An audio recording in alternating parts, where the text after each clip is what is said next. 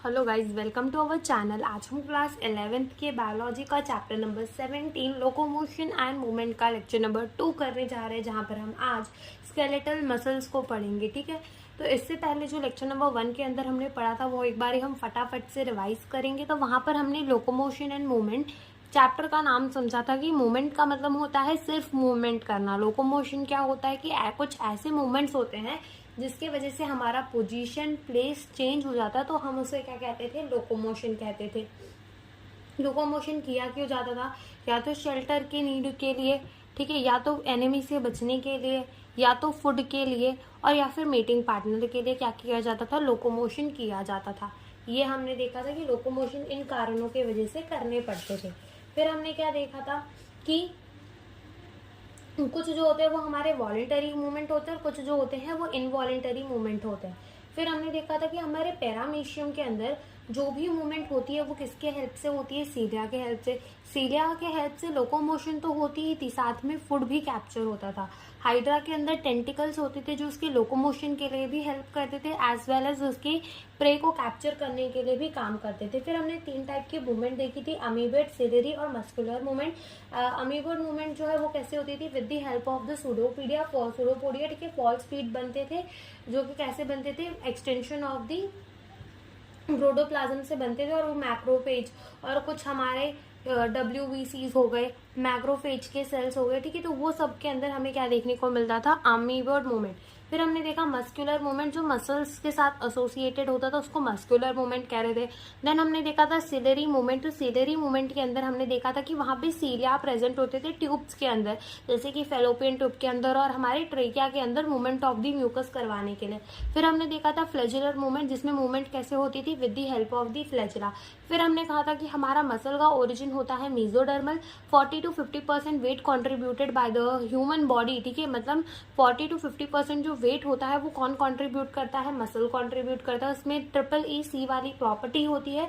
And based on the appearance, उसका appearance कैसा है, नेचर ऑफ रेगुलेशन और लोकेशन। 3 टाइप की मसल हमने पढ़ी थी, स्केलेटल मसल, विजरल मसल और कार्डिक मसल। स्केलेटल मसल जो इनवॉलेंटरी थी नेचर के अंदर, स्ट्रेटेड थी अपीयरेंस के अंदर, ठीक है, स्ट्रेटेड थी अपीयरेंस के अंदर, और वॉलेंटरी थी नेचर के अंदर, ठीक है। स्केलेटल मसल कैसी थी, voluntary means they are the direct control of the nervous system, ठीक है, और उसके अंदर हमें अल्टरनेट डार्क और लाइट बैंड देखने को मिलते थे। विजरल मसल जो थी वो हमारी इनवॉलेंटरी थी नेचर के अंदर, विजरल ऑर्गन्स में प्रेजेंट थी, ठीक है, और वहां पे हमें कोई स्ट्राइटेशंस, कोई अल्टरनेट डार्क और लाइट बैंड नहीं देखने को मिलते थे, तो हमने उसे कह दिया था नॉन स्टेटेड मसल। और कार्डिक मसल और मसल ऑफ द हार्ट अगर पूछे वो नेचर में किससे ज्यादा सिमिलर है, यानी कि नेचर में, तो वो भी इनवॉलेंटरी होती है, और साथ में हमारी विजरल मसल दोनों ही कैसी होती है, इनवॉलेंटरी। नेचर के अंदर जो होती है हमारी कार्डिक मसल वो ज्यादा सिमिलर होती है हमारे विजरल मसल से, बिकॉज दोनों ही इनवॉलेंटरी होती है। बेस्ड ऑन अपीयरेंस जो कार्डिक मसल है वो ज्यादा सिमिलर होती है स्केलेटल मसल से, बिकॉज दोनों ही कैसी होती है, स्ट्रेटेंड होती है, ठीक है। उनके अंदर हमें अल्टरनेट डार्क और लाइट बैंड जो है वो देखने को मिलते हैं, ठीक है। इतना हमने पढ़ा था, और आज हम स्केलेटल मसल को डिटेल में पढ़ेंगे। स्केलेटल मसल क्या, कैसा, उसके अंदर और क्या प्रेजेंट होते हैं, muscle bundle, muscle fibre, myofibril, myofilament, ठीक है, ये सारी चीजें आज हम समझेंगे। तो सबसे पहले तुम मान लो कि ये हमारी क्या है, एक मसल है,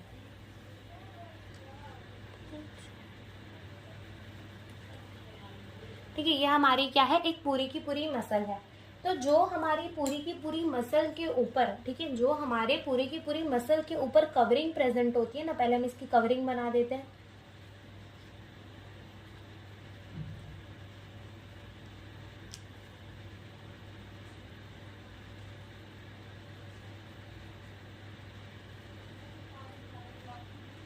तो जो हमारे पूरी की पूरी मसल के ऊपर कवरिंग प्रेजेंट होती है, ये क्या बोला हमने, ये हमने क्या बोला, ये हमारी पूरी एक मसल है। तो जो हमारी मसल के ऊपर कवरिंग होती है ना, हम उसे क्या कहते हैं, हम उसे कहते हैं एपीमाइसियम, ठीक है। पूरे के पूरे मसल के ऊपर जो कवरिंग होगी उसे हम क्या कहेंगे, एपीमाइसियम, क्या कहेंगे, एपीमाइसियम। ये हमारा पूरा का पूरा क्या है, मसल है, और पूरे के पूरे मसल के ऊपर जो कवरिंग है उसे हम क्या कह रहे हैं, एपीमाइसियम। क्या कह रहे हैं, एपीमाइसियम, जो कि किसकी बनी हुई होती है, कनेक्टिव टिश्यू की बनी हुई होती है, ठीक है, ठीक है। अब हमारे मसल्स के अंदर ना प्रेजेंट होते हैं मसल बंडल, या फिर जिसे हम कहते हैं फैसिकल। ठीक है, हमने क्या बोला, पूरी की पूरी मसल के ऊपर जो कवरिंग होगी उसको एपीमाइसियम कहेंगे। मसल के अंदर प्रेजेंट होते हैं मसल बंडल या फिर जिसे हम कहते हैं फैसिकल। तो हम बनाते हैं यहाँ पर मसल बंडल। ये हम पूरा डायग्राम नहीं बना रहे, ये हम आधा ही डायग्राम बना रहे हैं, ठीक है ना, समझने बस के लिए, क्योंकि पूरा हम बना भी नहीं पाएंगे। ठीक है, तो ये मान लो ये हमारी क्या बन गई है, मसल बंडल बन गई है। तो हमने क्या बोला, पूरी की पूरी मसल और मसल के अंदर हमारे क्या प्रेजेंट है, मसल बंडल। ठीक है, मसल बंडल या फिर जिसे हम कहते हैं फैसिकल। ठीक है, जिसे या फिर हम क्या कहते हैं, फैसिकल कहते हैं। तो हमने बोला पूरी की पूरी मसल है, मसल के ऊपर की कवरिंग को एपीमाइसियम, मसल के अंदर हमारे प्रेजेंट होते हैं मसल बंडल जिसे हम कहते हैं फैसिकल।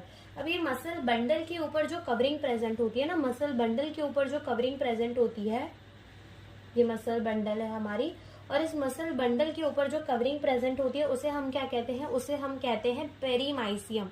क्या कहते हैं, पेरीमाइसियम। पेरीमाइसियम क्या कहते हैं, हम उसे कहते हैं पेरीमाइसियम। और ये जो हमारे मसल बंडल्स होते हैं या फिर जिसे हम कह रहे हैं फैसिकल, ये एक दूसरे से जुड़े होते हैं with the help of the एक कनेक्टिव टिश्यू जिसे हम कहते हैं कोलाजन। ठीक है, कोलाजन कनेक्टिव टिश्यू लेयर होती है जिसे हम कहते हैं फेशिया। उसके हेल्प से ये सारे मसल बंडल जो होते हैं वो एक दूसरे से जुड़े हुए होते हैं। तो जब हम इसका क्रॉस सेक्शन बनाएंगे ना, तो हम उसमें ये वो चीज दिखा सकेंगे फेशिया को भी, लेकिन यहाँ हम नहीं दिखा सकते। तो यहाँ हमने क्या बोला, पूरा का पूरा मसल है, मसल की ऊपर की कवरिंग को हमने क्या कह दिया, एपीमाइसियम। मसल के अंदर प्रेजेंट होते हैं मसल बंडल या फिर जिसे हम कहते हैं फैसिकल, और उनकी ऊपर की कवरिंग को हमने क्या कह दिया, पेरीमाइसियम। क्या कह दिया, पेरीमाइसियम। ठीक है, और ये सारे एक दूसरे से जुड़े कैसे होंगे, with the help of the collagen connective tissue layer जिसे हम क्या कहते हैं, फेशिया कहते हैं। क्या कहते हैं, फेशिया। चाहे तो हम इधर दिखा भी सकते हैं ऐसे ऐसे करके। ठीक है, इसको हम दिखा भी देते हैं। Muscle bundle connected with help of collagen connective tissue called fascia। ठीक है, तो ये भी हमने दिखा दिया। उसके बाद हमने क्या बोला कि जो हमारी मसल बंडल होती है उसके ऊपर की कवरिंग को हम क्या कह देते हैं, पेरीमाइसियम कह देते हैं। अब मसल बंडल के अंदर हमें क्या देखने को मिलता है, मसल फाइबर। मसल बंडल के अंदर हमें क्या देखने को मिलता है, मसल फाइबर। तो ये हम बनाते हैं मसल फाइबर। ठीक है, ये तो पूरी की पूरी अंदर के तरफ प्रेजेंट होती है, और ठीक है हम बस यहाँ पे ऊपर ऊपर से दिखा रहे हैं। ठीक है, तो ये हमने बोल दिया कि ये क्या प्रेजेंट होती है, हमारी मसल फाइबर। ठीक है, ये हमारी क्या है, ये है हमारी मसल फाइबर। और ये जो मसल फाइबर के ऊपर की कवरिंग होती है इसे हम क्या कहते हैं, मसल फाइबर के ऊपर की कवरिंग जो है इसे हम क्या देते हैं, एंडोमाइसियम। क्या कह देते हैं, एंडोमाइसियम। क्या कह देते हैं, एंडोमाइसियम कह देते हैं। मसल फाइबर और मसल फाइबर के ऊपर की कवरिंग को हम क्या कह देते हैं, एंडोमाइसियम। अब ये जो हमारी मसल फाइबर है ना, अब ये जो मसल फाइबर है इसको हमें थोड़ा और इलाबरेट करके पढ़ना पड़ेगा, लेकिन उससे पहले हम ये देख लेते हैं कि ये जो हमारी मसल फाइबर होती है ना, इसके अंदर हमें क्या देखने को मिलते हैं, मायोफिब्रिल या फिर जिसे हम कह देते हैं मायोफिलामेंट। ठीक है, मायोफिब्रिल या फिर जिसे हम कह देते हैं मायोफिलामेंट, वो हमें किसके अंदर देखने को मिलता है, मसल बंडल के अंदर। तो यहाँ पे हम लेबल कर देते हैं कि मसल बंडल के अंदर हमें क्या देखने को मिला, मायोफिब्रिल या फिर जिसे हम क्या कह देते हैं, मायोफिलामेंट। मायोफिब्रिल या फिर जिसे हम क्या कह देते हैं, मायोफिलामेंट। ठीक है, तो ये हमें कहाँ देखने को मिलता है, मसल फाइबर के अंदर। तो सबसे पहले ये अच्छे से समझ लो कि पूरी की पूरी मसल है, मसल के ऊपर जो कवरिंग प्रेजेंट होती है उसको हम कहते हैं एपीमाइसियम। मसल्स के अंदर हमें देखने को मिलते हैं मसल बंडल, और मसल बंडल की जो कवरिंग होती है हम उसको कह देते हैं पेरीमाइसियम। और मसल बंडल जो होते हैं वो एक दूसरे से जुड़े हुए होते हैं with the help of the connective tissue जिसे हम क्या कहते हैं, जिसे हम कहते हैं फेशिया। ठीक है, फिर उसके बाद मसल बंडल के अंदर हमें क्या देखने को मिलता है, मसल फाइबर, और मसल फाइबर की कवरिंग को हम कह देते हैं एंडोमाइसियम। फिर उसके बाद मसल फाइबर के अंदर हमें क्या देखने को मिलता है, मायोफिब्रिल और मायोफिलामेंट, पतले पतले से होते हैं ये। और इन्हीं के अंदर जो होते हैं ना, दो इम्पॉर्टेंट प्रोटीन होते हैं, एक्टिन और मायोसिन, जिसके वजह से हमें अल्टरनेट डार्क और लाइट बैंड देखने को मिलते हैं। जो हम आगे बात कर रहे थे कि यहाँ पर हमें स्ट्रेटेड अपीयरेंस मिल रही है, अल्टरनेट डार्क और लाइट बैंड देखने को मिल रहे हैं, तो वो अल्टरनेट डार्क और लाइट बैंड हमें कहाँ देखने को मिलते हैं, मायोफिब्रिल और मायोफिलामेंट के अंदर देखने को मिलते हैं। और क्योंकि यहाँ पर दो इम्पॉर्टेंट प्रोटीन होते हैं, एक्टिन और मायोसिन, जो कि हम आगे लिखेंगे, पढ़ेंगे, समझेंगे भी, ठीक है। लेकिन उससे पहले ये चीज, तो अब हम समझेंगे एक मसल फाइबर को।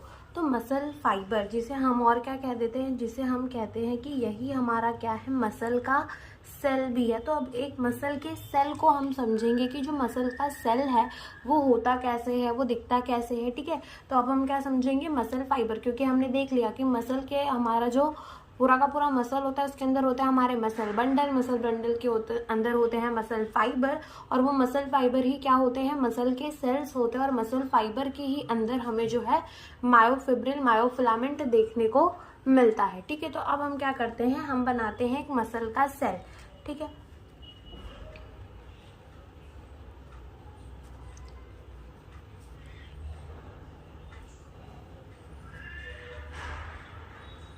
जैसे मान लो ये हमने क्या बना दिया, एक मसल फाइबर बना दिया। तो जैसी हमारी सेल्स होती है, तो जो सेल का मेम्ब्रेन होता है उसे हम क्या कहते हैं, प्लाज्मा मेम्ब्रेन कहते हैं। वैसे ही मसल की सेल के प्लाज्मा मेम्ब्रेन को हम क्या कह देते हैं, सार्कोलेमा। क्या कह देते हैं, सार्कोलेमा। तो क्या होता है सार्कोलेमा, मसल की सेल का प्लाज्मा मेम्ब्रेन, उसी को क्या कह देते हैं, सार्कोलेमा। तो यहाँ हम लिख देते हैं कि ये क्या है, ये है हमारा सार्कोलेमा, जो कि क्या है, हमारा प्लाज्मा मेम्ब्रेन, ठीक है। क्या है, प्लाज्मा मेम्ब्रेन। तो यहाँ हम ब्रैकेट में लिख देते हैं कि प्लाज्मा मेम्ब्रेन को ही हमने क्या कह दिया, प्लाज्मा मेम्ब्रेन को ही हमने कह दिया सार्कोलेमा, ठीक है। जैसे कि हमारे सेल का होता है साइटोप्लाज्म, वैसे ही जो मसल के सेल का साइटोप्लाज्म होता है उसे हम क्या कह देते हैं, उसे हम कह देते हैं सार्कोप्लाज्म। क्या कह देते हैं हम उसे, सार्कोप्लाज्म। तो यहाँ हम लिख देते हैं कि यहाँ पर जो जितनी भी फ्लूइड भरी होगी वो हमारी क्या होगी, वो हमारी होगी सार्कोप्लाज्म, ठीक है। क्या होगी, सार्कोप्लाज्म होगी।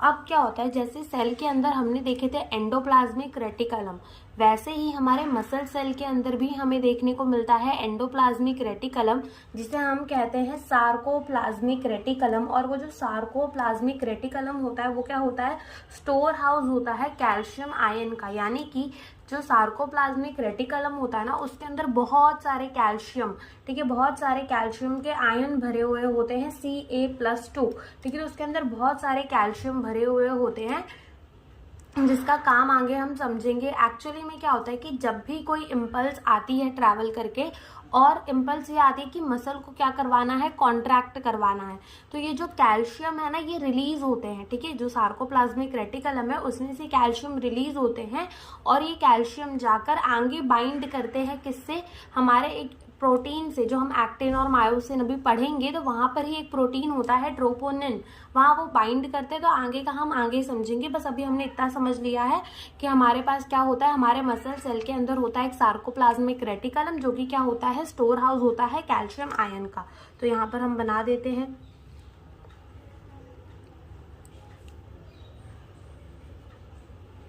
तो ये क्या है, सार्कोप्लाज्मिक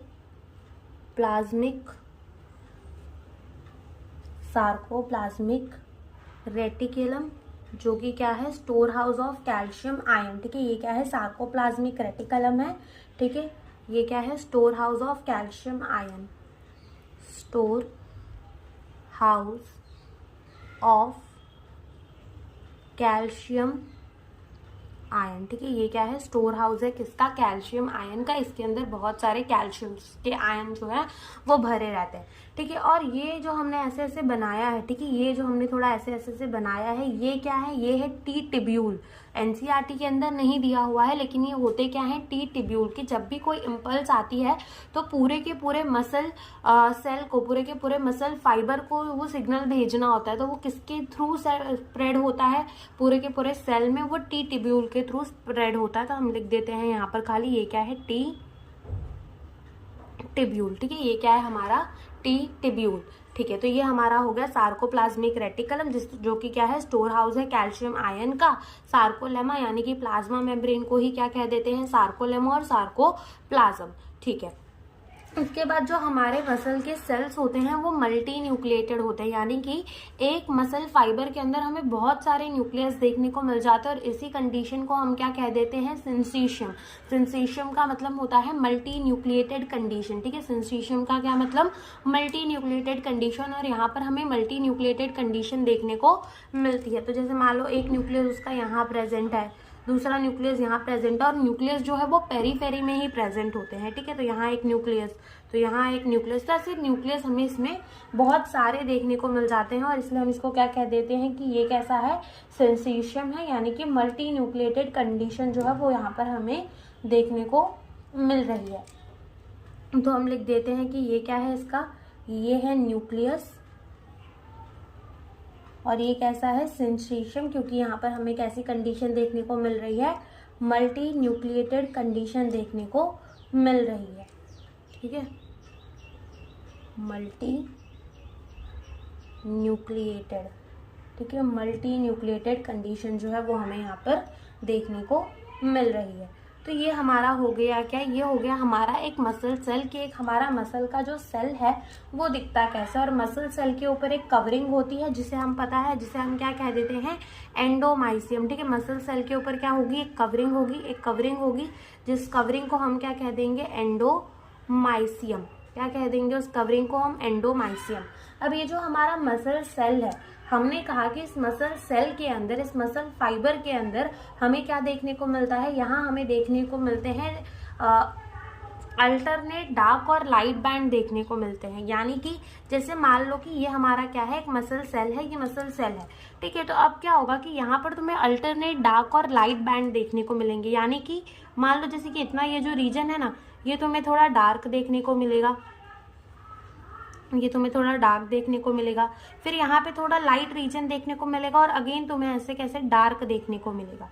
ठीक है, थोड़ा सा तुमको लाइट रीजन देखने को मिल गया, अगेन तुम्हें कैसा देखने को मिलेगा, एक लाइट रीजन देखने को मिलेगा। तो ऐसे अल्टरनेट, ये डार्क लाइट, ऐसे पूरे के पूरे हमारे मसल सेल के अंदर हमें ऐसे ही अल्टरनेट डार्क और लाइट बैंड देखने को मिलते हैं, और इसी को हम कहते हैं कि ये कैसी अपीयरेंस है, स्ट्रेटेड अपीयरेंस है। कैसी अपीयरेंस है, स्ट्रेटेड अपीयरेंस है। तो लिखते हैं हम यहाँ पर, ये क्या है हमारे, अल्टरनेट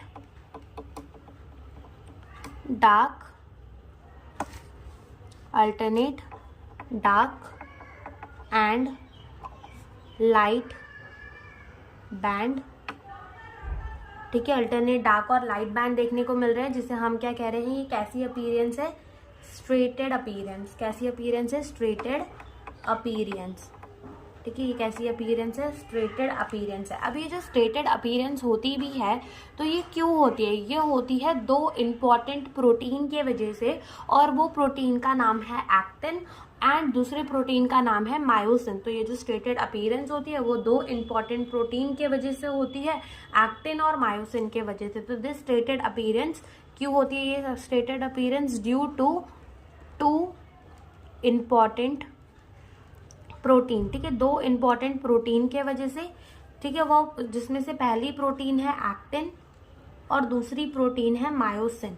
ठीक है, पहली प्रोटीन है एक्टिन और दूसरी प्रोटीन क्या है, मायोसिन। पहली प्रोटीन है एक्टिन एंड दूसरी प्रोटीन है क्या, मायोसिन। अब ये जो एक्टिन होता है ना, तो जहां पर तुम्हें लाइट रीजन दिख रहा है, ठीक है, जहां तुम्हें लाइट सा दिख रहा है, वो क्या होती है, वो तुम्हारी एक्टिन वाली रीजन होती है। ठीक है, एक्टिन, ठीक है, वहां पर हमें क्या देखने को मिलता है, लाइट देखने को मिलती है, लाइट बैंड देखने को मिलते हैं। और जहां मायोसिन होता है वहां पर हमें क्या देखने को मिलता है, डार्क बैंड देखने को मिलता है। ठीक है, यानी कि यहाँ पे जो तुम्हें डार्क दिख रहा है वहां क्या होगा, मायोसिन होगा, और जहां लाइट दिख रहा है वहां क्या होगा, एक्टिन होगा। अब एक्टिन जो होता है ना वो पतला होता है as compare to the myosin. ठीक है, जो एक्टिन प्रोटीन होता है वो पतला होता है as compare to the myosin, इसीलिए एक्टिन को हम क्या कह देते हैं, थिन फिलामेंट। थिन फिलामेंट कह देते हैं और मायोसिन को हम क्या कह देते हैं, थिक फिलामेंट। क्या कह देते हैं, मायोसिन को हम थिक फिलामेंट। तो हमने क्या बोला कि हमारे मसल सेल के अंदर, मसल फाइबर के अंदर हमें अल्टरनेट डार्क और लाइट बैंड देखने को मिलते हैं, यानी कि स्ट्रेटेड अपीयरेंस देखने को मिलती है। और वो क्यों देखने को मिलती है, दो इंपॉर्टेंट प्रोटीन के वजह से, जिसका नाम है एक्टिन और मायोसिन। ठीक है, एक्टिन जो होता है वहां लाइट बैंड प्रेजेंट होती है, ठीक है, और मायोसिन यानी कि डार्क जहां प्रेजेंट होता है वहां मायोसिन होता है। अब ये जो हमारे एक्टिन है, ठीक है, एक्टिन जो होता है वो पतला होता है as compare to the myosin, इसलिए एक्टिन को हम थिन फिलामेंट कह देते हैं और मायोसिन को हम क्या कह देते हैं, थिक फिलामेंट कह देते हैं। ठीक है, तो अब हम समझते हैं सार्कोमियर को, कि सार्कोमियर क्या होता है। देखो, सबसे पहले हमने बोला कि एक्टिन और मायोसिन जो है वो प्रेजेंट होते हैं, लेकिन हमारे एक्टिन और मायोसिन जो है वो प्रेजेंट तो इस तरीके से होते हैं, लेकिन हम इसे थोड़ा जूम करके देखेंगे। ऐसा समझ लो कि हम इसे थोड़ा जूम करके देख रहे हैं कि ये एक्चुअली में हमारे एक्टिन और मायोसिन अरेंज कैसे हैं, हम वो देख रहे हैं। ठीक है, तो सबसे पहले हम यहाँ पर क्या बना लेते हैं, हमने कहा कि हम मायोसिन जो है वो थिक फिलामेंट है और एक्टिन जो है वो क्या है, थिन फिलामेंट। तो हम कुछ थिक फिलामेंट्स बनाते हैं।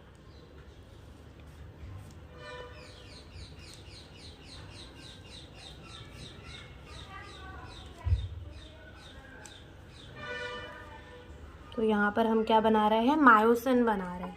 ठीक है, यहाँ पे भी हम मायोसिन बनाते हैं।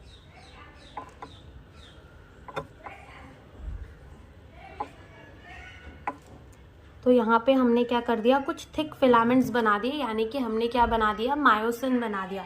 अब हम एक्टिन भी बनाते हैं। ठीक है, हम एक्टिन भी बनाते हैं। तो देखो, एक्टिन जो है वो कैसे होते हैं, हमारे थिन फिलामेंट होते हैं। ठीक है, तो यहाँ पर हम एक्टिन बनाते हैं।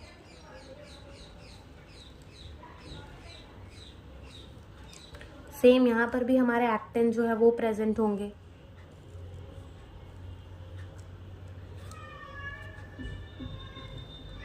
ठीक है, और ये हमने क्या बना दिया, एक्टिन बना दिया। तो ये जो हमारे थिक फिलामेंट है वो क्या है, मायोसिन, और जो पतले फिलामेंट है वो हमारे क्या है, एक्टिन के फिलामेंट है। ठीक है, थिक जो हमने मोटे मोटे से बनाए हैं ये सारे क्या है, मायोसिन है, और ये जो हमने पतले पतले से एक एक लाइन में जो बनाए हैं वो हमारे क्या है, एक्टिन है। अब ये कुछ इसी तरीके से अरेंज होते हैं, अल्टरनेटली ही अरेंज होते हैं। ठीक है, तो हम सबसे पहले लिख देते हैं कि ये जो हमारे ये हमने क्या बनाए हैं, ये हमने बनाए हैं मायोसिन, और हमें पता है कि मायोसिन जो है वो हमारा क्या होता है, वो हमारा होता है थिक फिलामेंट। और ये हमने क्या बनाए हैं, एक्टिन। एक्टिन हमें पता है कि हमारा क्या होता है, थिन फिलामेंट होता है। अब होता क्या है कि जो हमारी एक्टिन है, ठीक है, जो हमारी एक्टिन है, तो हमारे एक्टिन के बीच में एक लाइन होती है। ठीक है, हमने क्या बोला, हमारे एक्टिन के बीच में एक लाइन होती है। ठीक है, जो हमारा एक्टिन है उसके बीच में एक लाइन होती है जिसे हम कहते हैं जेड लाइन। ठीक, एक इलास्टिक फाइबर होता है जिसे हम क्या कह देते हैं, जेड लाइन, जो कि हमारी एक्टिन को बाइसेक्ट करता है। जैसे कि मान लो ये हमारी क्या है, एक्टिन प्रेजेंट है सारी। ठीक है, तो इसी एक्टिन के बीच में एक लाइन होगी, एक इलास्टिक फाइबर होगी, यहाँ पे भी होगी वो इलास्टिक फाइबर।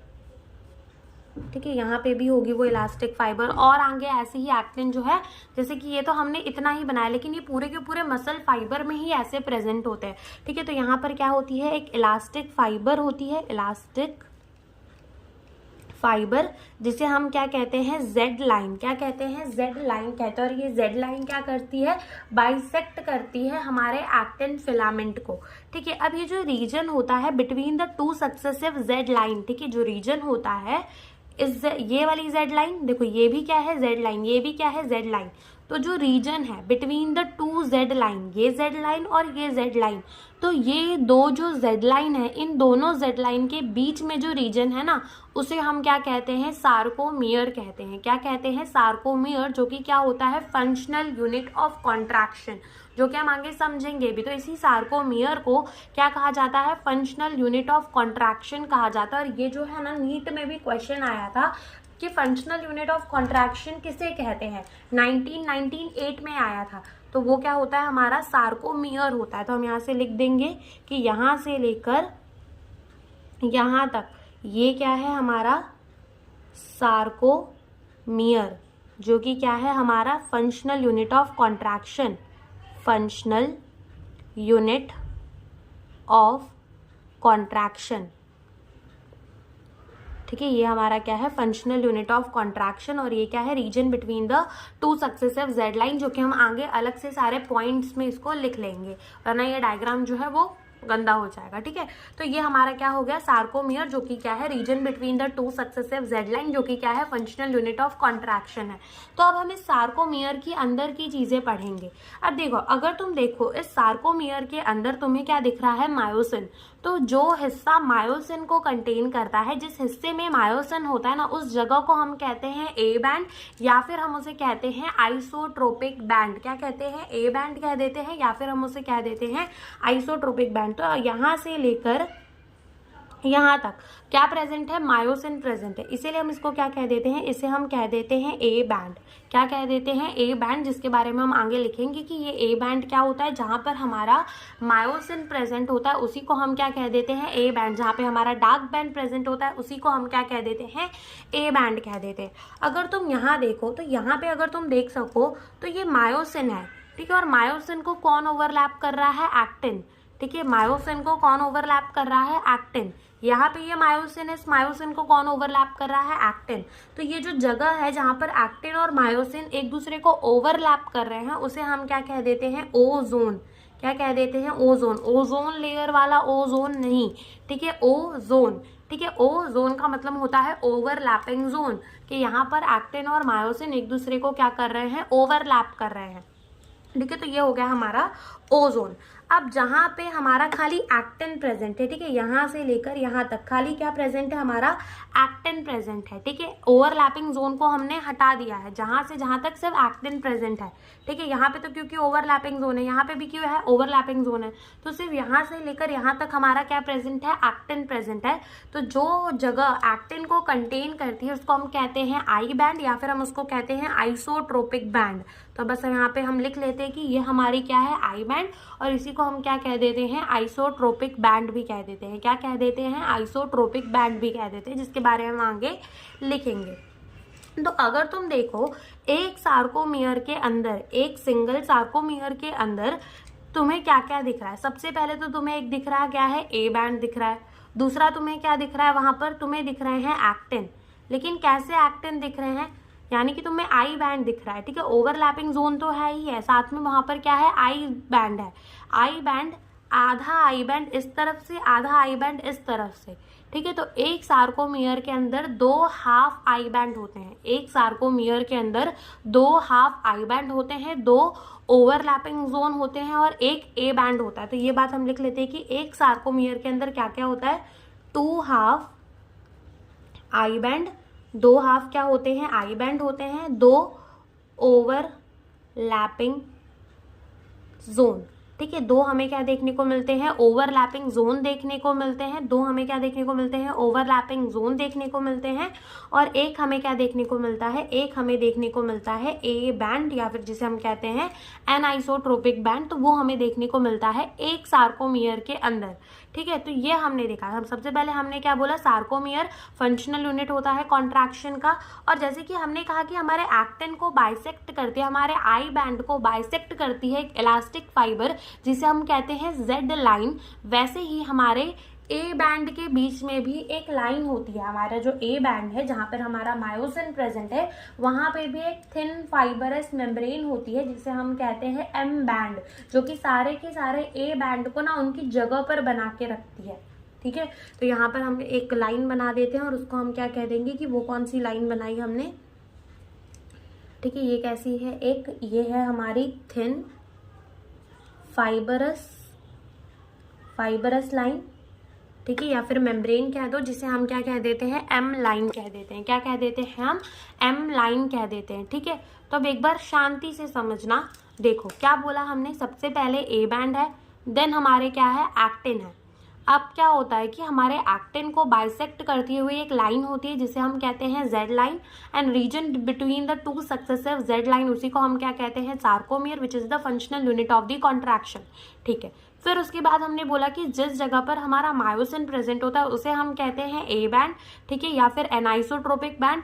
और यहाँ पर जहाँ पे हमारा एक्टिन और मायोसिन एक दूसरे को ओवरलैप कर रहा होता है उसे हम कहते हैं ओ जोन, ठीक है।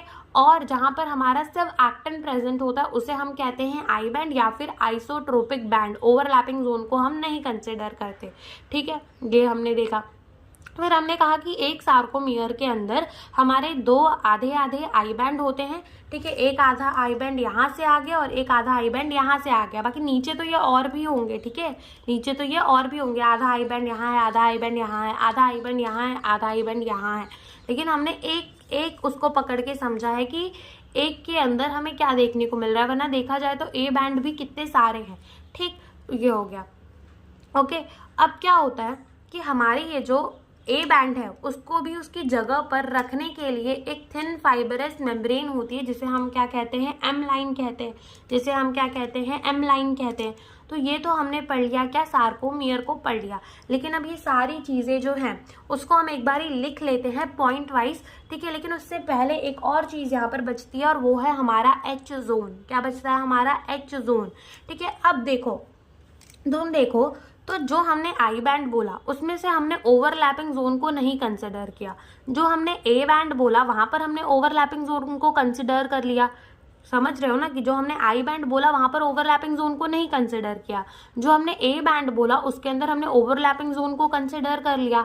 तो ऐसा रीजन किसका, मायोसिन का। मायोसिन कौन है, ये थिक वाली फिलामेंट। तो ऐसा रीजन मायोसिन का जो कि ओवरलैप नहीं करता एक्टिन, यानी कि अगर तुम यहाँ से यहाँ तक का रीजन देखो, ये किसका रीजन है, मायोसिन का रीजन है, जिससे एक्टिन ओवरलैप नहीं कर रहा, तो उसे हम क्या कह देते हैं, एच जोन। क्या कह देते हैं हम, एच जोन कह देते हैं। ऐसा रीजन हमारे मायोसिन का जो कि ओवरलैप नहीं कर रहा एक्टिन, उसको हम क्या कहते हैं, एच जोन कहते हैं। अब जब होता क्या है कि जब भी कॉन्ट्रैक्शन होनी होती है ना, तो ये हमारे जो है हमारे एक्टिन या फिर ऐसा कह लो हमारा आई बैंड जो है वो ऐसे अंदर की तरफ खिसक के आता है, वेरएज ए बैंड जो है वो अपनी जगह में रहता है। ए बैंड अपनी जगह से हिलता तक नहीं है।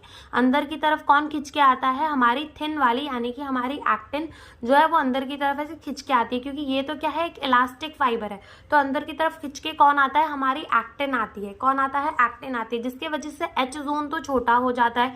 ए बैंड अपनी लेंथ जो है वो रिटेन करके रखता है, ए बैंड को कुछ नहीं होता और ये अंदर की तरफ आता है और क्या होती है, कॉन्ट्रैक्शन होती है, मसल की कॉन्ट्रैक्शन होती है। तो मसल कॉन्ट्रैक्शन हमें आगे समझनी ही है, लेकिन उससे पहले हम ये सारी चीज़ों को एक बारी लिख लेते हैं।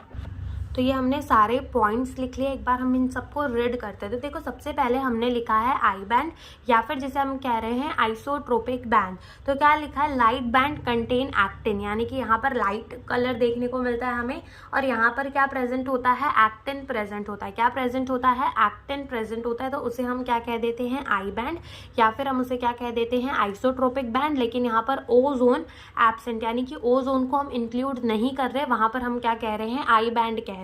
फिर हमने कहा ए बैंड और एनाइसोट्रोपिक बैंड। तो डार्क बैंड कंटेन मायोसिन, यानी कि जहां पर डार्क कलर देखने को मिल रहा है वहां पे प्रेजेंट होता है मायोसिन, उसी को हम क्या कह देते हैं, ए बैंड, या फिर हम उसे क्या कह देते हैं, एनाइसोट्रोपिक बैंड, इंक्लूडिंग अपना ओ जोन, ठीक है। फिर हमारी क्या आती है, जेड लाइन। तो in the centre of the each I band के सेंटर में एक इलास्टिक फाइबर होती है जो कि क्या करती है, बाइसेक्ट करती है आई बैंड को, उसी को हम क्या कह देते हैं, जेड लाइन। और एम लाइन क्या होती है कि in the centre of the A band की, ए बैंड के सेंटर पे, ठीक है, ए बैंड के सेंटर में एक थिन फाइबरस मेम्ब्रेन होती है जिसे हम क्या कह देते हैं, एम लाइन। और एच जोन क्या होता है, the myosin not overlap by the actin या फिर थिन फिलामेंट, उसी को हम क्या कह देते हैं, एच जोन कह देते हैं। जहां पर उस रीजन में जहां पर मायोसिन जो है वो ओवरलैप नहीं होता बाय द एक्टिन, उसी को एच जोन कह देते हैं। और ओ जोन या फिर ओवरलैपिंग जोन क्या है, actin filament partially overlap the myosin filament, वो हमारा क्या है, ओ जोन है, वो हमारा क्या है, ओ जोन है। तो ये हमने सारे पॉइंट्स लिख लिए अपने सारे ही सारे बैंड के, ठीक है, सारे के सारे बैंड्स के हमने क्या लिख लिए, लाइन लिख दिए। लेकिन ये वाली जो हमने डायग्राम देखी थी, ठीक है, वो हमने किसकी देखी थी, इन द अनकॉन्ट्रैक्टेड स्टेट, जब हमारा मसल जो है वो कॉन्ट्रैक्टेड नहीं था, ठीक है। लेकिन जब मसल कॉन्ट्रैक्ट होता है तो हमने क्या बोला कि जब मसल कॉन्ट्रैक्ट होता है तो हमारी जो जो एक्टिन है, एक्टिन फिलामेंट वो अंदर की तरफ आती है। ओवरलैपिंग जोन जो है वो बड़ा होता है और एच जोन जो है वो कम होता चला जाता है, वेरएस जो ए बैंड है वो अपनी लेंथ को रिटेन करके रखता है। कैसे, वो अभी हम देखते हैं। जैसे कि मान लो, जैसे अगेन मान लो कि हम क्या कर रहे हैं, अपने इस मायोसिन को बना रहे हैं, ठीक है, मायोसिन के फिलामेंट्स को बना रहे हैं, और यहीं पे हमारी क्या प्रेजेंट होंगी, एक्टिन फिलामेंट्स प्रेजेंट होंगी, और बीच में क्या प्रेजेंट होगी, जेड लाइन, और ये हमने क्या बना दिया, एक सार्कोमियर। अब जैसे कि मान लो कि जब कॉन्ट्रैक्शन होनी होती है मसल की, तो ये जो हमारी एक्टिन फिलामेंट है ये और अंदर की तरफ आती है, ठीक है, ये और अंदर की तरफ ऐसे खिंच के अंदर की तरफ आती है। सेम यहाँ से भी ये खिंच के अंदर की तरफ आती है, यहाँ से भी ये खिंच के अंदर की तरफ आती है, तो ये खिंच के पूरी अंदर की तरफ आती है। तो जिससे हमें ये तो समझ में आ रहा है कि एच जोन जो है वो क्या होता जा रहा है, एच जोन शॉर्टन, ठीक है, एच जोन जो है वो छोटा होता जा रहा है। वेरएस ए बैंड में कुछ फर्क पड़ा, ए बैंड में कुछ फर्क नहीं पड़ता, तो A band retain its length, A band retain its length, A band जो है वो अपनी लेंथ को बनाकर रखता है, A band retain its length. तो ये तब की कंडीशन है जब हमारे मसल जो है वो कॉन्ट्रैक्ट होते हैं, जो कि हम आगे मैकेनिज्म ऑफ मसल कॉन्ट्रैक्शन में समझेंगे।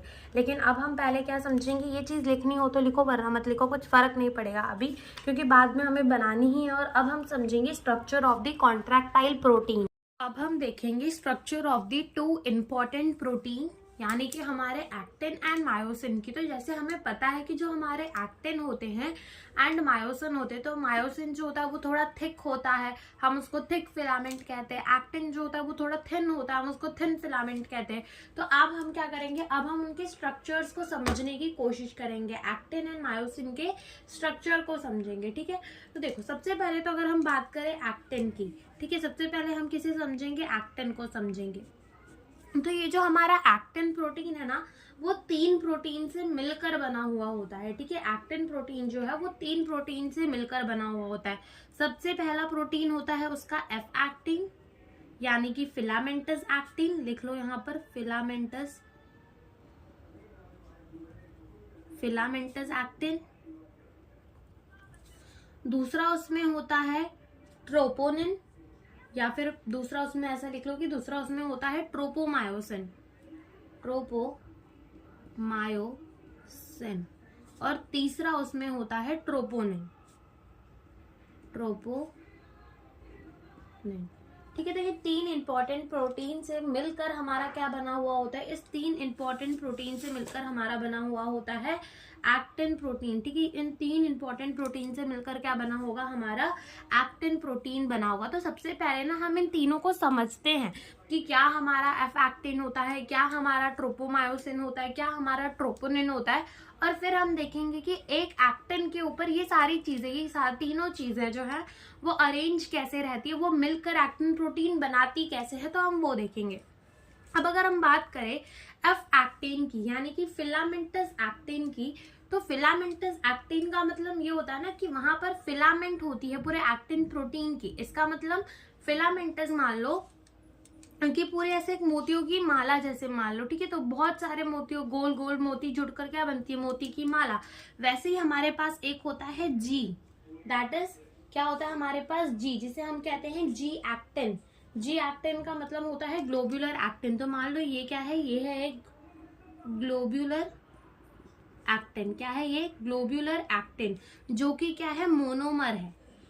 मोनोमर क्या है, मोनोमर। मोनोमर का मतलब होता है एक सिंगल यूनिट, ठीक है। मोनोमर का मतलब क्या होता है, एक सिंगल यूनिट, ठीक है। जैसे कि अगर हम बोल रहे हैं कि हमारी जो एक्टिन प्रोटीन है ना, जो हमारी एफ एक्टिन है, वो एक मोतियों की माला की तरह है, ठीक है। एक मोतियों की माला तुम मान लो, तो उसमें से जो एक गोल रहेगा उसको हम कहेंगे ग्लोब्यूलर एक्टिन, ठीक है, जो कि जुड़ जुड़ कर क्या बनाया है, पूरी एक मोतियों की माला। तो हम उसे क्या कहेंगे कि अगर तुम एक मोती पकड़ो तो वो मोनोमर है, ठीक है, और तुम पूरी की पूरी मोती देखो, ठीक है, पूरी की पूरी माला देखो, तो वो उसका क्या है, पॉलीमर है। सिंगल होता है तो मोनोमर कह देते हैं, और वही जुड़ जुड़ के बहुत सारी चेन जैसा बना लेता है तो हम उसको क्या कह देते हैं, पॉलीमर कह देते। तो ये क्या है, ये है ग्लोब्यूलर एक्टिन जिसे हम जी एक्टिन भी कहते हैं, और ये क्या है, एक मोनोमर। अब ये सारे जितने मोनोमर्स है ना, ये किसके हेल्प से जुड़ेंगे, ये जुड़ेंगे with the help of the Mg+2। ठीक है, Mg+2 के हेल्प से ये जुड़ कर क्या बना देंगे, हमारी फिलामेंटस एक्टिन बना देंगे। देखो कुछ ऐसे,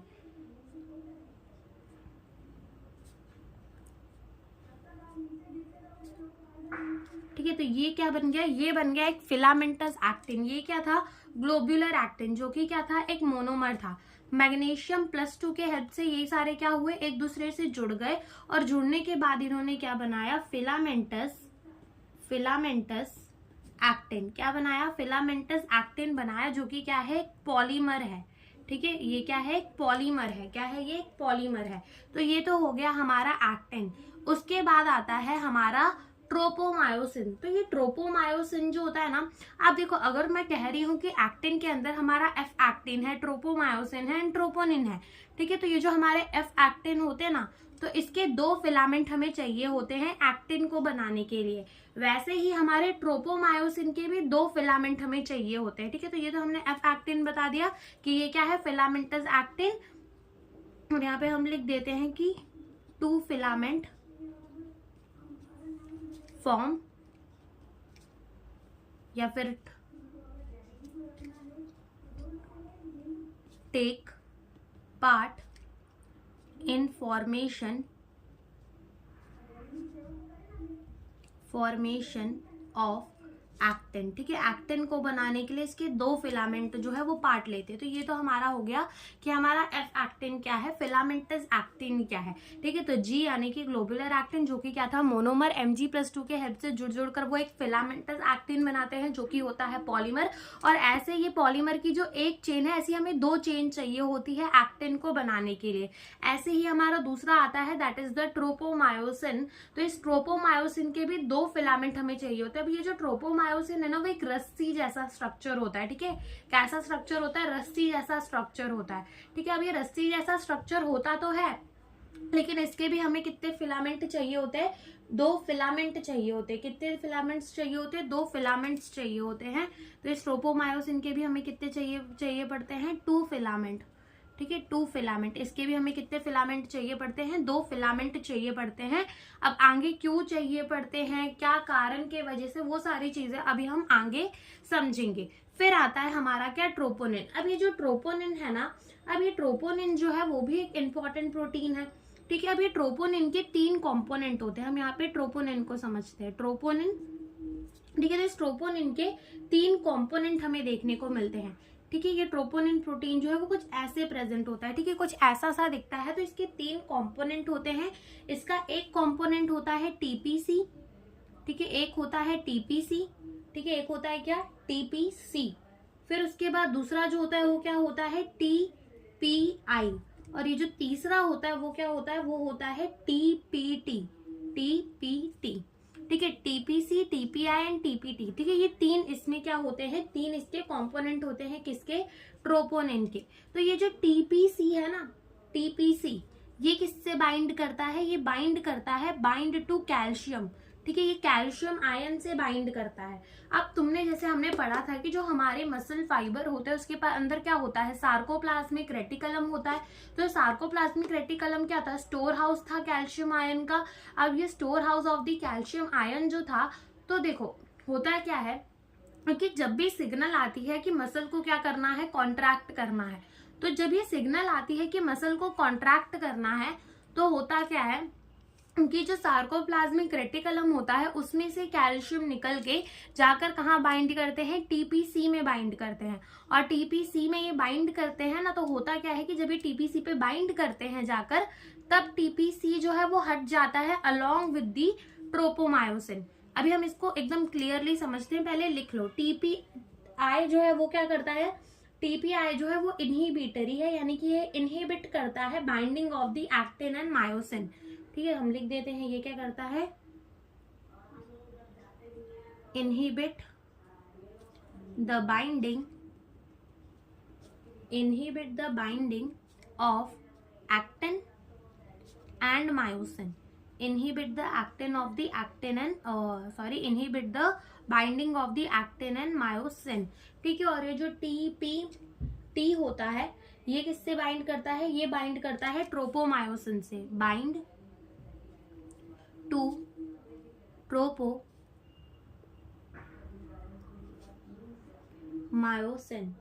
ठीक है। ये क्या करता है, बाइंड करता है किससे, ट्रोपोमायोसिन से। तो ये तो हमने पढ़ लिया, ठीक है। ये हमने बोल दिया कि ट्रोपोनिन के 3 कंपोनेंट होते हैं, जिसमें से टीपीसी है वो कैल्शियम से बाइंड करता है, टीपीआई है वो इनहिबिट करता है binding of the actin and myosin, और जो टीपीटी है वो ट्रोपोमायोसिन से बाइंड करता है, ठीक है। अब देखो होता क्या है कि जब भी मसल कॉन्ट्रैक्शन होनी होती है, जब भी मसल कॉन्ट्रैक्शन होनी होती है तो एक्टिन, ठीक है, एक्टिन कौन से, हमारे थिन फिलामेंट, मान लो ये क्या है, थिन फिलामेंट है, ये हमारी क्या है, एक्टिन है, और मान लो ये पेन जो है वो क्या है, मायोसिन है। तो जब भी कॉन्ट्रैक्शन होनी होती है ना, तो क्या होता है कि जो हमारा एक्टिन है और मायोसिन है, तो ये क्या करते हैं, एक दूसरे के साथ जुड़ जाते हैं, एक दूसरे के साथ ऐसे चिपक जाते हैं, ठीक है, एक दूसरे के साथ ये क्या करते हैं, चिपक जाते हैं। लेकिन मान लो कि जब कॉन्ट्रैक्शन करवानी ही नहीं है हमें, ठीक है, जब हमें कॉन्ट्रैक्शन करवानी ही नहीं है, तब इन्हें एक्टिन और मायोसिन को तब भी हम जोड़ के रखेंगे तो उसका कुछ फायदा होगा, नहीं फायदा होगा, ठीक है। तो जब कॉन्ट्रैक्शन होनी होती है, कि जब हमें कॉन्ट्रैक्शन करनी होती है मसल की, तब ये क्या करती है, एक्टिन और मायोसिन एक दूसरे के साथ चिपक जाती है। अब मान लो कि ये मायोसिन जो है वो एक्टिन से चिपक रही है, तो एक्टिन में एक गम जैसी जगह होती है, ठीक है, गम जैसे ग्लू, मान लो कि ग्लू से कोई भी चीज, मान लो जैसे अगर मैं यहाँ गम लगा देती तो क्या ये पेन यहाँ चिपक जाती, बिल्कुल चिपक जाती, मान लो, ठीक है। वैसे ही क्या होता है कि हमारे एक्टिन में ना साइट्स होती हैं, हमारे एक्टिन में क्या होती है, साइट होती है, जहां पर कौन चिपकता है, जाकर मायोसिन चिपकता है। लेकिन हम ये चाहते हैं कि जब हमारा मसल कॉन्ट्रैक्ट नहीं हो रहा ना, तब वो एक दूसरे से जुड़े ना रहे। तो जैसे कि मैं ग्लोबुलर एक्टिन को समझाती हूँ तुम्हें, तब तुम्हें समझ में आएगा, ठीक है। तो मान लो ये मेरे क्या बना दिया, एक ग्लोबुलर एक्टिन बना दिया, ठीक है, ये मैंने क्या बना दिया, एक ग्लोबुलर एक्टिन बना दिया। अब मैंने ये क्या बना दिया, ग्लोबुलर एक्टिन। अब इस ग्लोबुलर एक्टिन में ना ये वाली जो रीजन है, this reason,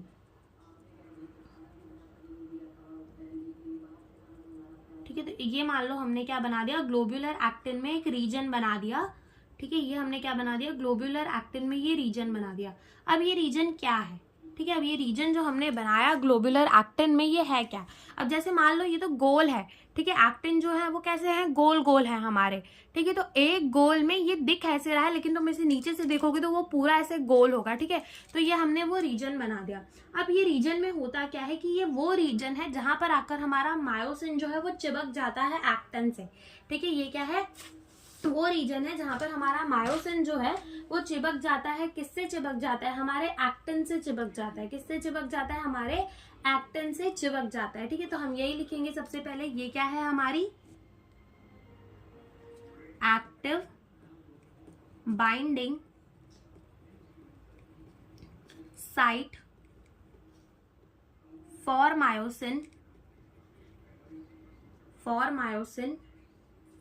on actin filament, या फिर लिख लो खाली एक्टिन में, ठीक है। तो ये क्या है, एक्टिव बाइंडिंग साइट है, यानी कि बाइंडिंग का मतलब होता है जुड़ना, एक्टिव बाइंडिंग साइट, फॉर का मतलब होता है उसके लिए, तो ये किसके लिए है, मायोसिन के लिए, ठीक है। मायोसिन आकर यहाँ पर चिपकेगा, एक्टिव बाइंडिंग साइट है जहां पर आकर मायोसिन चिपकेगा, और ये है किसके ऊपर, हमारे एक्टिन के ऊपर, ठीक है, एक्टिन के ऊपर ये गम जैसा रीजन मान लो जहां पर आकर हमारा मायोसिन जो है वो जुड़ेगा, ठीक है। तो ये हो गया। अब इसमें देखो ट्रोपोनिन कैसे लगे हुए होते हैं।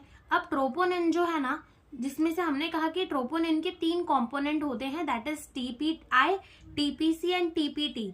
तो जो टीपीटी है वो हमारे ट्रोपोमायोसिन से बाइंड करता है, टीपीसी कैल्शियम से बाइंड करता है, और टीपीआई जो है वो इनहिबिट करता है binding of the actin and myosin.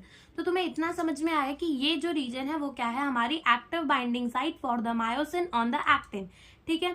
Active binding site है किसकी, मायोसिन की, किस पे, एक्टिन पे। अब देखो क्या होगा कि अगर हम ये जगह को ढक के नहीं रखेंगे, अगर हम ये जगह को ढक के नहीं रखेंगे तो होगा क्या, मायोसिन आएगा और हमारे एक्टिन से चिपक जाएगा, ठीक है। मसल जब कॉन्ट्रैक्ट करनी है तब भी चिपक रहा है, मसल जब कॉन्ट्रैक्ट नहीं करनी तब भी चिपक रहा है, तो इसका कोई सेंस बनेगा? इसका बिल्कुल सेंस नहीं बनेगा। इस वजह से क्या होता है कि ये जो जगह है जहां पर हमारा मायोसिन एक्टिन से चिपकेगा, वो जगह को छुपा के रखा जाता है, और उस जगह को छुपाने का काम कौन करती है? हमारी tropomyosin and troponin. Tropomyosin and troponin ये काम करती है, ठीक है। अब जैसे कि हमने बोला कि जो हमारी एक्टिन है ना, वो कैसे बनेगी? वो दो फिलामेंटस एक्टिन से मिलकर बनेगी, यानी कि एक मोतियों की माला मान लो, दूसरी मोतियों की माला मान लो। इमेजिन करो, ठीक है, एक मोती की माला ली, दूसरी मोती की माला ली, ठीक है। अब वो दोनों मोती के माला को हमने क्या किया? उनको ऐसे ऐसे ऐसे करके हमने क्या कर दिया? घुमा दिया, ठीक है। उनको एकदम ऐसे ऐसे करके हमने क्या कर दिया? घुमा दिया। अब घुमाने के बाद हमें क्या, उनका कुछ स्ट्रक्चर ऐसा सा दिखेगा, ठीक है, कुछ ऐसा सा हमें उनका स्ट्रक्चर दिखेगा। तो ऐसे ही हमने उनको क्या किया है? घुमा दिया है, ठीक है। तो यहाँ पर मैं पहले अपना फिलामेंटस एक्टिन बना रही हूँ, ठीक है, 2 फिलामेंट बना रही हूँ उसके।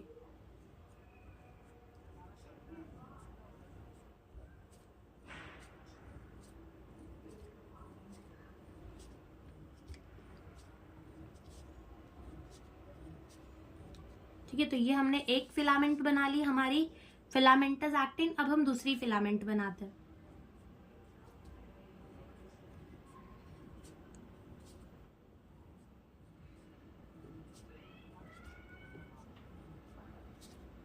तो ये हमने क्या किया? ये हमने 2 फिलामेंट बना लिए, किसके? हमारे एक्टिन के। हमने क्या कर दे? 2 फिलामेंट बना दिए। तो ये तो हमारी क्या हो गई? फिलामेंटस एक्टिन हो गई। फिर अब मान लो कि यहाँ पर क्या है? एक्टिव बाइंडिंग साइट है मायोसिन के लिए, ठीक है। अब ये एक्टिव बाइंडिंग साइट को छुपाना भी तो पड़ेगा, तो उसको छुपाने के लिए एक रस्सी जैसे 2 फिलामेंट आएंगे, जिसे हम कहेंगे ट्रोपोमायोसिन। और वो ट्रोपोमायोसिन भी कितने होंगे? 2 फिलामेंट्स होंगे। तो जैसे कि हम बनाने की कोशिश करते हैं, जैसे मान लो एक ट्रोपोमायोसिन हमने ये बना दिया, फिर यहाँ है वो ट्रोपोमायोसिन, फिर यहाँ है, और सिमिलरली यहाँ पर है हमारा ट्रोपोमायोसिन, इधर है और यहाँ पे भी है, ठीक है। तो ये मान लो हमने क्या बना दिए? ट्रोपोमायोसिन बना दिए, ठीक है। क्या बना दिए? वो रस्सी जैसे स्ट्रक्चर बना दिए, दैट इज ट्रोपोमायोसिन बना दिए। वरना हम ट्रोपोमायोसिन को थोड़ा अलग दिखाते हैं, तो हम क्या करते हैं? ट्रोपोमायोसिन बनाते हैं अब, ठीक है। जैसे मान लो ये जो है एक्टिव बाइंडिंग साइट को छुपा रहे हैं, तो ये हमने क्या बना दिया? ट्रोपोमायोसिन बना दिया। अब ट्रोपोमायोसिन बना दिया, अब इस ट्रोपोमायोसिन के ऊपर हमें क्या देखने को मिलेंगे? ट्रोपोनिन देखने को मिलेंगे, ठीक है। तो इसके 3 बना दो। ये ट्रोपोनिन आ गया, ठीक है, ये ट्रोपोनिन आ गया, ये ट्रोपोनिन आ गया, ये ट्रोपोनिन आ गया, ठीक है। तो ऐसे ये होते हैं हमारे ट्रोपोसिन। तो पहले हम लेबल कर देते हैं कि ये हमारा क्या है? ये है हमारा ट्रोपोमायोसिन, ठीक है। This are the F actin. और ये क्या है? हमारे ट्रोपोनिन,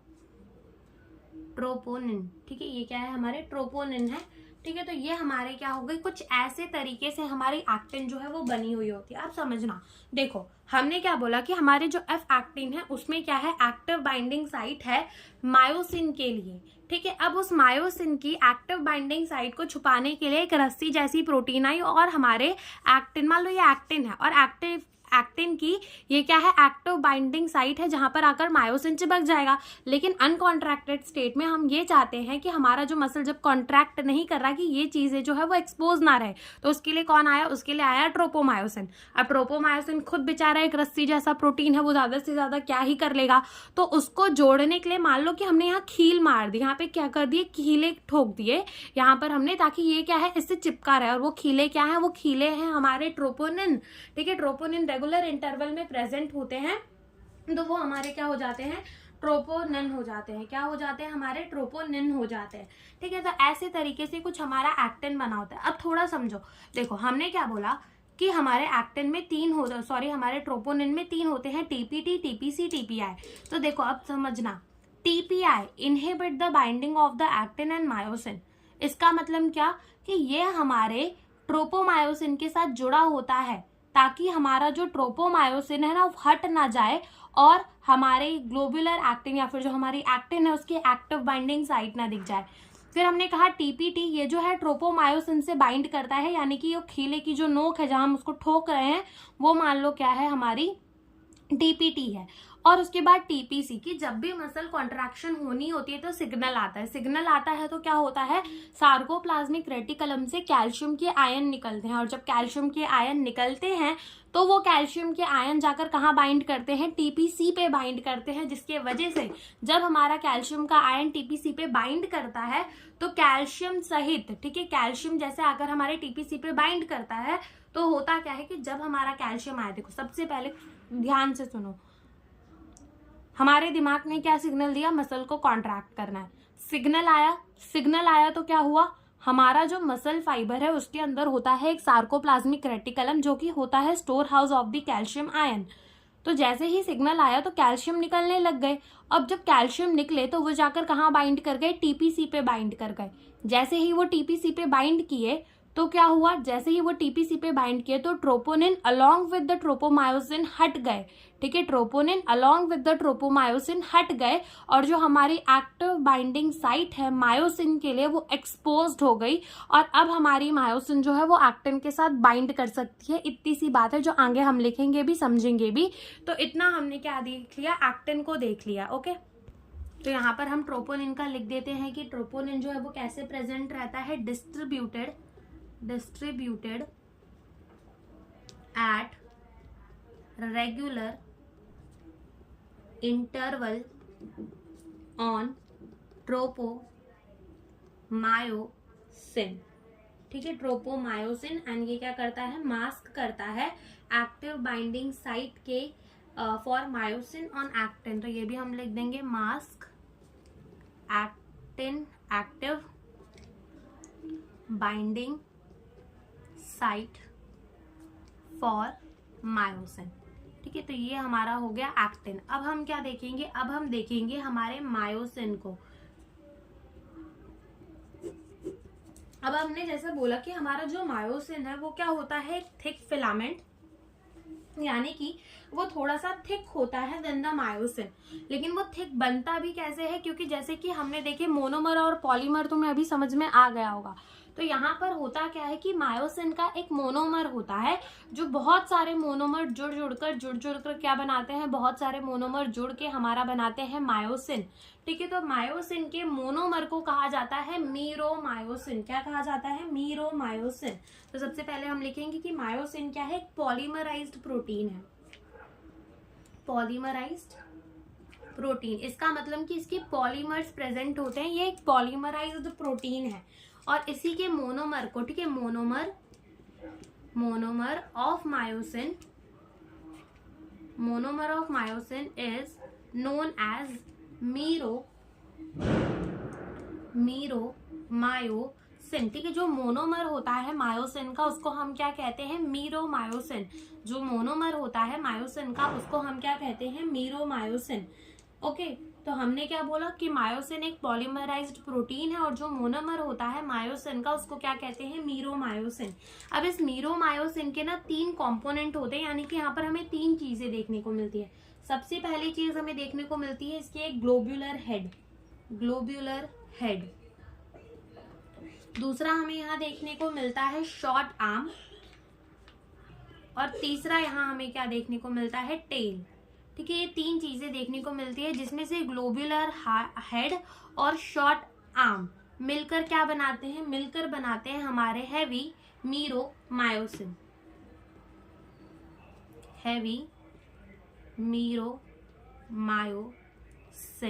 ठीक है। और टेल जो है वो क्या बनाता है, लाइट मीरोमायोसिन।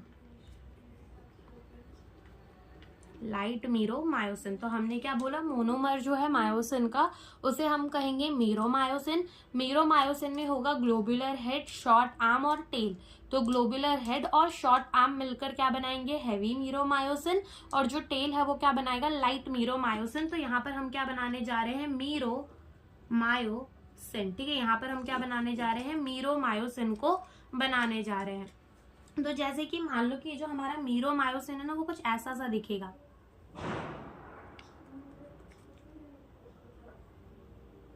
नागिन की तरह, लेकिन 2 नागिन की तरह, ठीक है। तो ये एक हो गया,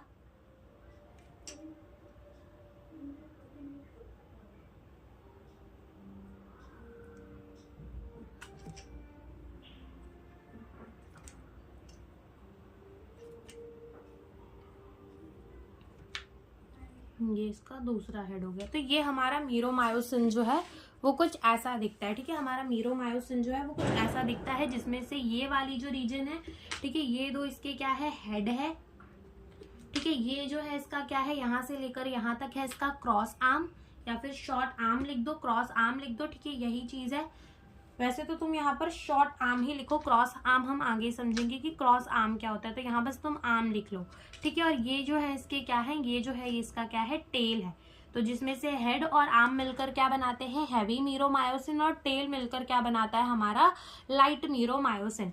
अब इसके हेड में ना, इस जैसे कि हमने बोला कि ऐसी जगह होती है हमारे एक्टिन में जहां पर मायोसिन जाकर चिपक जाए, वैसे ही मायोसिन में भी ऐसी जगह होती है जहां पर एक्टिन आके चिपक जाए। इसका मतलब ऐसा मान लो कि दोनों के पास ना मैग्नेट जैसी प्रॉपर्टी है, जैसे कि वो एक्टिन का मैग्नेट है और यहाँ पे मायोसिन के पास भी मैग्नेट है। जैसे ही मैग्नेट एक्सपोज हुए वो एक दूसरे से छपाक से चिपक जाएंगे, ठीक है, ऐसा मान लो। तो हमारे मायोसिन में भी क्या होता है, वैसा ही एक मैग्नेट जैसा रीजन होता है, गम जैसा रीजन होता है, जहां पे वो मायोसिन से बाइंड करता है। तो एक्टिव बाइंडिंग साइट जिसे हम कहते हैं, तो यहाँ पर प्रेजेंट होता है, यहाँ पर, ठीक है।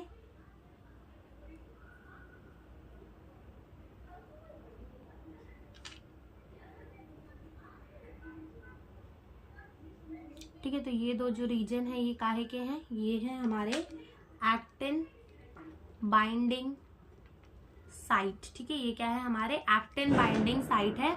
और यहाँ पर दो और रीजन प्रेजेंट होते हैं, ठीक है, दो और रीजन यहाँ प्रेजेंट होती है। पहली रीजन तो ये हो गई, और ये, तो ये जो रीजन है ना, ये कौन से रीजन है, ये रीजन है हमारे एटीपी के लिए। किसके लिए, एटीपी के लिए।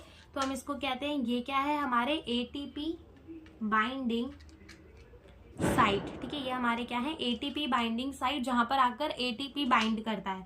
अब जैसे कि मसल कॉन्ट्रैक्शन की अगर हम बात करें, तो जब भी हम मसल कॉन्ट्रैक्ट करते हैं तो उसमें कोई ना कोई एनर्जी तो लगती ही होगी, बिल्कुल भाई, एनर्जी तो लगती ही होगी जब भी हम मसल कॉन्ट्रैक्ट कर रहे हैं। तो एटीपी जहां पर आकर लग जाता है, एटीपी क्या है, energy currency of the cell, ठीक है। तो यहाँ पर एटीपी की बाइंडिंग साइट भी है, एटीपी आकर बाइंड करती है, ठीक है, यहाँ पर आकर एटीपी जो है वो बाइंड करती है, ठीक है। तो ये हमारा क्या है, मीरोमायोसिन, यानी कि मोनोमर ऑफ दी मायोसिन। अब ऐसे ही बहुत सारे मीरोमायोसिन मीरोमायोसिन मीरोमायोसिन मीरोमायोसिन जुड़ जुड़ कर क्या बनाते हैं, हमारा मायोसिन बनाते हैं। तो जैसे कि मान लो कि ये जो रीजन है ना, यहाँ पर सबके टेल प्रेजेंट है, यानी कि सारे ही मीरोमायोसिन के यहाँ पे क्या प्रेजेंट है, टेल प्रेजेंट है। लेकिन जो सबके हेड होते हैं और आर्म होती है ना, वो कैसी होती है, वो कुछ इस तरीके से प्रेजेंट होती है, ठीक है, कुछ इस तरीके से प्रेजेंट होती है, बाहर की तरफ निकल कर थोड़ी सी, ठीक है, कुछ ऐसे प्रेजेंट होती है। यहाँ पे भी सेम, नीचे की तरफ भी वो ऐसे सेम प्रोजेक्टेड होती है, जैसे कि अभी तो हम यहाँ पर ऐसे ही देख पा रहे हैं, लेकिन जो ये पूरा का पूरा बनाती है तो चारों तरफ से इसके हेड ऐसे ही निकले रहते हैं। तो ये जो बनाती है इसे हम क्या कहते हैं, इसे हम कहते हैं क्रॉस आर्म, ठीक है, इसे हम क्या कहते हैं, क्रॉस आर्म कहते हैं, इसी को हम क्या कहते हैं, क्रॉस आर्म कहते हैं, ठीक है। तो तुम अगर अपनी एनसीईआरटी में देखो तो वहां पे भी लिखा है कि द हैवी मीरोमायोसिन का कंपोनेंट, जो हैवी मीरोमायोसिन के कंपोनेंट है हेड और उसका शॉर्ट आर्म, वो प्रोजेक्ट यानी कि निकलना, आउटवर्ड यानी कि बाहर की तरफ, वो प्रोजेक्ट करता है outward at the regular distance, ठीक है, एक रेगुलर डिस्टेंस यानी कि हर एक दूरी के बाद वो निकलता है, ठीक है, एंड एक पर्टिकुलर एंगल में निकलता है, ठीक है। और जब वो हमारा पूरा का पूरा पॉलीमराइज्ड मायोसिन होता है ना, यानी कि बहुत सारे पॉलीमर उसमें आके जुड़ जाते हैं, तो जो निकलता है एट द रेगुलर इंटरवल उसी को कहते हैं क्रॉस आर्म। क्या कहते हैं उसको, क्रॉस आर्म कहते हैं। तो ये हमारे एक्टिन एंड मायोसिन की चीजें थी जो हमने समझ ली, अपने दो इंपॉर्टेंट प्रोटीन को, एक्टिन को एंड मायोसिन को। तो अगर आप इसकी एनसीईआरटी रीड करोगे तो हमने सारी चीजें यहाँ पर कवर कर ली है, ठीक है। और इसमें नीट से भी क्वेश्चन पूछा गया था, इसमें नीट में क्वेश्चन ये पूछा गया था कि जो ग्लोबुलर हेड है, ठीक है, जो ग्लोबुलर हेड है, ठीक है, जहां पर एक्टिव एटीपी की जो साइट है and binding site for ATP, यानी कि ऐसा पूछा गया था कि जो बाइंडिंग साइट है एटीपी के लिए वो कहाँ है, ठीक है, कहाँ है, तो हेड में है, वो हमें बताना होता है, ठीक है। 2004 और 2006 दोनों में ही ये नीट में पीवाईक्यू जो है वो पूछे गए थे हमारे इस टॉपिक को लेकर, कॉन्ट्रैक्टाइल प्रोटीन को लेकर। अब इसके नेक्स्ट लेक्चर में हम समझेंगे mechanism of the muscle contraction, जिसमें हमें बहुत इजी सी चीजें पढ़नी है। बस मैकेनिज्म ऑफ मसल कॉन्ट्रैक्शन में कुछ भी नहीं है, एक ओवरव्यू हम यहाँ पर ले लेते हैं और बाकी की चीजें हम नेक्स्ट लेक्चर में समझेंगे। तो होता क्या है कि जब भी मसल कॉन्ट्रैक्ट करनी होती है, तो जैसे कि हमने न्यूरल कंट्रोल एंड कोऑर्डिनेशन में पढ़ा था कि मोटर न्यूरॉन होती है जो सिग्नल हमारे सेंट्रल नर्वस सिस्टम से हमारे कोई भी ऑर्गन तक लेकर जाती है, तो वही सिग्नल लेकर आती है। और सिग्नल लेके आती है तो जैसे ही वो सिग्नल लेकर आती है, तो हमने ये भी देखा था कि हमारे क्या होते हैं, साइनेप्टिक वेसिकल्स होते हैं, जिसके अंदर भरा हुआ होता है क्या, न्यूरोट्रांसमीटर। तो यहाँ पर जो न्यूरोट्रांसमीटर यूज होता है वो है एसिटाइलकोलाइन। अब जैसे ही आया हमारे एसिटाइलकोलाइन रिलीज हो जाते हैं और हमारे मसल फाइबर में जाकर लग जाते हैं, और जैसे ही वो मसल फाइबर में लगते हैं तो जो सिग्नल है वो टी टिब्यूल के थ्रू पूरे के पूरे मसल फाइबर में चला जाता है, जिसके वजह से कैल्शियम आयन निकलते हैं। कैल्शियम आयन निकलते हैं जाके टीपीसी पे बाइंड करते हैं, और जैसे ही वो टीपीसी पे बाइंड करते हैं तो वो क्या करता है, अलोंग विद द ट्रोपोमायोसिन हट जाता है और उसकी बाइंडिंग साइट फॉर मायोसिन दिखने लगती है। और मायोसिन की बाइंडिंग साइट तो एक्सपोज्ड ही है। अब जैसे एक्टिन की बाइंडिंग साइट दिख जाती है, वो दोनों क्या करते हैं, एक दूसरे से जुड़ जाते हैं और क्या बना देते हैं, क्रॉस आर्म बना देते हैं। अब जैसे ही ये क्रॉस आर्म बनता है ना, तो कुछ इस तरीके से बनता है, जैसे मान लो ये मायोसिन का हेड है और ये एक्टिन है, तो ये क्रॉस आर्म बना तो इसको ऐसे अंदर की तरफ खींचता है, ऐसे अंदर की तरफ खींचता है, जिसकी वजह से मसल क्या होती है, कॉन्ट्रैक्ट होती है। इसको ऐसे अंदर की तरफ खींचता है, मसल कॉन्ट्रैक्ट हो जाएगी, बस मसल ऐसे ही कॉन्ट्रैक्ट होती है। और बाकी की चीजें हम नेक्स्ट लेक्चर में पढ़ेंगे। So thank you for watching the video.